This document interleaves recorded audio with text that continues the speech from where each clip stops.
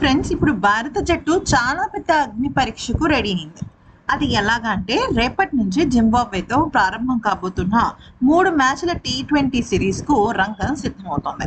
అయితే సాధారణంగా జింబాబ్వేతో సిరీస్ అంటే ఏం చూస్తాంలే, భారతే కదా గెలిచేది అని అనుకుంటాం. కానీ ఎప్పుడైతే భారత జట్టు ఐర్లాండ్తో ఘోరంగా ఓడిపోయిందో, ఆ తర్వాత ఇంగ్లాండ్తో కూడా ఒక్క మ్యాచ్ కూడా గెలవకుండా భారీ తేడాలతో ఓటమి చవి చూసిందో, ఇక భారత్ పైన పూర్తి స్థాయి అపనమ్మకం వచ్చేసింది. దానికి తోడు యువ ఆటగాళ్లు గంభీర్ చేసే పిచ్చి ప్రయోగాలు ఇవన్నీ కూడా భారత జట్టు వైఫల్యానికి చాలా ఎక్కువగా కారణమయ్యాయి. ఇది పక్కన పెట్టేస్తే ఇప్పుడు తుది జట్టు విషయంలో చాలా అంటే చాలా పెద్ద సస్పెన్స్ నెలకొంది. అసలు ఎవరు ఉంటారు, ఎవరు ఉండరు అనే విషయం పైన. దీనిలో సంజు శాంసన్ కి ఈ సిరీస్ లో విశ్రాంతినివ్వబోతున్నారు. అయితే దీనికి ప్రధానమైన కారణం ఏంటి అంటే వైభవ్ సూర్యవంశీని బరిలోకి దించుతున్నారు. అదేంటి, సీనియర్ అయిన సంజుని పక్కన పెట్టి వైభవ్కి అవకాశం ఇవ్వడం ఏంటి అని అడిగితే దీని వెనకాల జైషా మాస్టర్ ప్లాన్ ఒకటి ఉంది. అదేంటంటే వైభవ్ సూర్యవంశీ ఏజ్ అనేది జస్ట్ 15 years.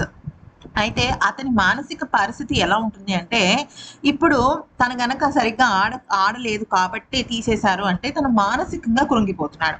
దాంతో తను ప్రెషర్తో తన ఫ్రీ గేమ్ తను ఆడలేకపోతున్నాడు. అలా కాకుండా నిన్ను ఖచ్చితంగా రాబోయే సిరీస్లో ఖచ్చితంగా ఉంచుతాము అని అంటే తన రియల్ గేమ్ ఒక సెక్యూర్ ఫీలింగ్తో బయటకు వస్తుంది.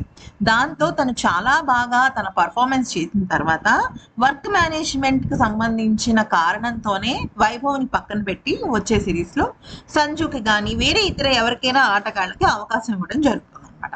అయితే ఈ సిరీస్లో ఇంకొక పెద్ద విషయం ఏంటి అంటే సూపర్ డూపర్ బెస్ట్ ఫినిషర్ అయిన రింకు రాబోతున్నాడు.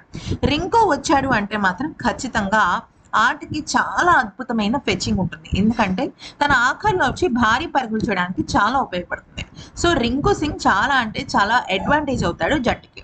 మరి మూడో విషయం ఏంటి అంటే ఈ సిరీస్లో వరుణ్ చక్రవర్తికి కొంతగా బ్రేకప్ ఇచ్చి, అంటే తన వాళ్ళకి బ్రేక్ ఇచ్చి ఆ తర్వాత తన స్థానంలో రవి బిష్ణోయ్ని రంగంలోకి దింపుతున్నారు. ఇదంతా కాకుండా పిచ్చి ప్రయోగాలు చేయడానికి గౌతమ్ గంభీర్ అయితే లేడు. ఇక ఉన్నది ఎవరయ్యా అంటే వివిఎస్ లక్ష్మణ్కి యువ ఆటగాళ్ల సత్తా ఏంటి, స్టామినా ఏంటి, వాళ్ళ బలహీనతలు ఏంటి, బలాలేంటి అన్నీ తెలుసు. ఎందుకంటే వాళ్ళకి చాలా రోజుల పాటు ట్రైనింగ్ ఇచ్చిన కోచ్గా కూడా నిలిచాడు. సో ఈ నేపథ్యంలో కనుక మనం చూసినట్టయితే ఈ తుది జట్టు అనేది చాలా బాగుంటుంది. ఈ వీడియో కనుక నచ్చితే లైక్ చేసి సబ్స్క్రైబ్ చేసి